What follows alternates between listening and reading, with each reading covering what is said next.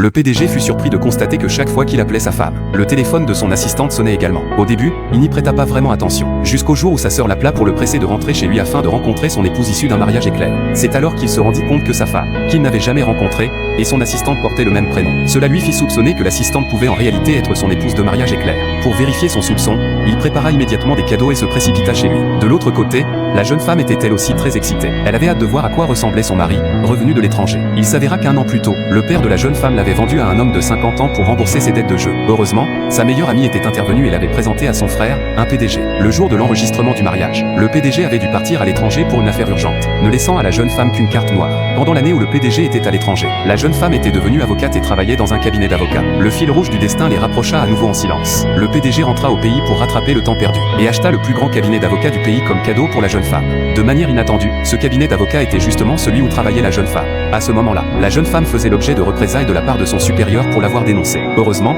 le PDG arriva à temps pour la sauver. Lorsque leurs regards se croisèrent, tous deux ressentirent une étrange familiarité. Mais eux, qui ne s'étaient jamais rencontrés auparavant, ignoraient qu'ils avaient en réalité enregistré leur mariage un an plus tôt. Après le départ du PDG, la jeune femme se demandait encore qui était cet homme. Ce n'est qu'après en avoir entendu parler par ses collègues qu'elle comprit que cet homme était le PDG de l'entreprise. Cela la surprit énormément. Comme c'était son premier jour de travail, le PDG voulait rapidement se familiariser avec les affaires de l'entreprise. Il prévoyait de choisir une assistante entre la jeune femme et une femme calculatrice. Mais le PDG n'apprécia pas la tenue tapageuse de la femme calculatrice et l'élimina directement. Finalement, la jeune femme devint sans difficulté l'assistante du PDG. À ce moment-là, la sœur du PDG, qui avait appelé pour organiser la rencontre entre le PDG et son épouse de mariage éclair, entendit le PDG parler du fait d'offrir ce cabinet d'avocats à sa femme. La jeune femme, qui écoutait à côté, en fut très envieuse. En tant qu'assistante personnelle du PDG, la jeune femme était chargée de l'aider à acheter des fleurs et des cadeaux pour sa femme qu'il n'avait jamais rencontrée. Le PDG loua également les capacités de la jeune femme à gérer les affaires. Il monta ensuite dans une voiture pour aller rencontrer sa femme. Mais au moment où il appela sa femme, la jeune femme, qui venait de monter dans un taxi, reçut l'appel du PDG. Le PDG entendit une voix d'homme à côté de la jeune femme et la soupçonna d'être une femme légère. Pris de colère,